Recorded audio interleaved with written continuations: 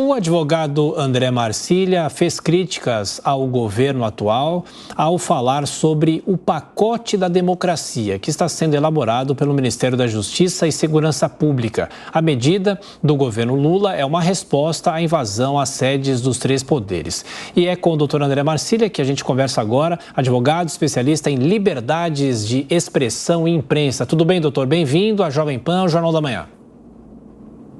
Tudo bom? Bom dia, Thiago, Adriana, espectadores de vocês. É um prazer estar aqui. Muito obrigado. Doutor, em poucas palavras, por que o governo responde, na sua avaliação, de forma equivocada aos ataques dos poderes? Entendo, Thiago, que responde de forma radical a radicalismos. Isso não é algo, obviamente, democrático. O governo, o Estado, ele tem um poder descomunal, desproporcional em relação a toda a população. Então, e o pior não é nem a resposta, que nós vimos muitas vezes de forma até mesmo passando por cima das normas constitucionais, mas a consequência disso. Nós temos assistido a consequências bastante perigosas, não só o judiciário tem tomado a frente para medidas ou decisões muito severas, dizendo o mínimo, em relação às liberdades de expressão, mas o próprio governo tem pegado essa onda, vamos dizer assim, e feito decretos. No primeiro dia já veio o decreto da AGU, a Procuradoria da Verdade, agora esse pacotão da democracia. Então, o que parece é que é uma tendência do governo e do judiciário de, em resposta ou como consequência a esses ataques, relativizar as liberdades de expressão. Isso não ajuda em nada a democracia, ao contrário, liberdade de expressão, se retirada ou restringida de uma forma muito severa, obviamente, ela acaba com a democracia. Doutor, o documento de nome Pacote da Democracia, que a gente vai discutir alguns pontos ainda nessa entrevista, ele é discutido, passa pelas mãos do Ministério da Justiça e Segurança Pública, do ministro da Justiça, Flávio Dino, mas tem o aval final do presidente Lula. Tem como esse documento ser imparcial, mesmo sendo definido por um político com um posicionamento tão definido? Não tem como ser imparcial. Aliás, eu tenho visto algumas defesas do próprio Ministério da Justiça dizendo: não, mas não se preocupem, nós vamos nos dedicar apenas a casos graves. Bom, se vamos nos dedicar apenas a casos graves, a gente não precisa de todo esse movimento. Então é óbvio que isso não vai acontecer. No fim, a utilização disso, se não, a chance de haver uma utilização política de perseguição a críticos do governo, a dissidentes, é imensa.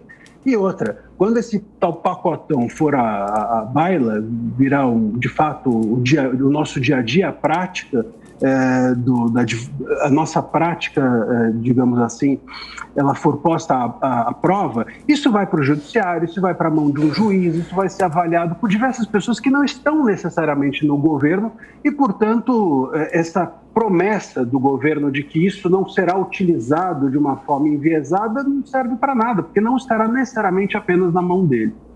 Doutor, o senhor disse que o governo quer usar uma espécie de poder de polícia que não tem e também ser uma espécie de fiscal das redes sociais. Qual que é o limite? Qual é a linha tênue que isso daí, aliás, a gente vem discutindo há mais de anos no Brasil, né? Para se evitar excessos nas redes sociais e também excessos cometidos por pessoas e em relação ao próprio executivo. O que o executivo pode fazer? Quais são as liberdades que o executivo tem para tomar atitudes como essas? Olha, o adequado é que o executivo ele não se arrogue a fazer a função do Congresso. Eu acho que esse é o primeiro passo, porque o Congresso ele tem a função de discutir as suas leis, de fazer as leis com uma discussão uma discussão, digamos assim, mais adequada com a sociedade. Então, quando há um decreto, quando isso é feito, como regulação da mídia em 100 dias, no primeiro dia o decreto da AGU, agora esse pacotão da democracia goela abaixo, isso tudo é precipitado, é afobado e a tendência é que haja excesso. Naturalmente, assim como o STF, quando toma medidas que são as primeiras a serem tomadas, não as últimas, o STF tem que ser a última palavra de tudo que nós fazemos aqui no Brasil. E quando ele se torna a primeira palavra, também a chance de uma precipitação irregular, inconstitucional é muito grande. Então, o que nós precisamos é fazer com que o Congresso faça leis, o Executivo execute e o Judiciário julgue. Nós temos uma omissão do Congresso que tem tentado ser suprida pelo Executivo à força e pelo Judiciário também. E creio que nós precisamos entender que fake news ou coisas, enfim, atos antidemocráticos ou falas antidemocráticas, muitas vezes elas precisam ser avaliadas melhor, não necessariamente elas são ilícitas. Nós precisamos ter uma democracia que comporte a possibilidade de que as pessoas pensem diferente. Nós temos de acolher politicamente e pelo discurso as dissidências e não pela força. Se nós entendemos que o judiciário vai ser o salvador da pátria, a tendência de cometermos excessos, o judiciário ou o executivo, a tendência de cometermos excessos vai ser imensa. Por exemplo, doutor, o pacote decide criminalizar postagens que incitem violência contra instituições na internet, responsabilizando inclusive plataformas que não derrubem publicações antidemocráticas sob penas de multas. A questão é, quem será esse xerife, esse fiscal que vai determinar o que é democrático ou não? A cada novo governo, uma pessoa vai decidir o que é ou não democrático? Pois é, Adriana, e o próprio Ministério da Justiça, ele já está criando um departamento de fiscalização da liberdade de expressão, por mais paradoxal que isso seja.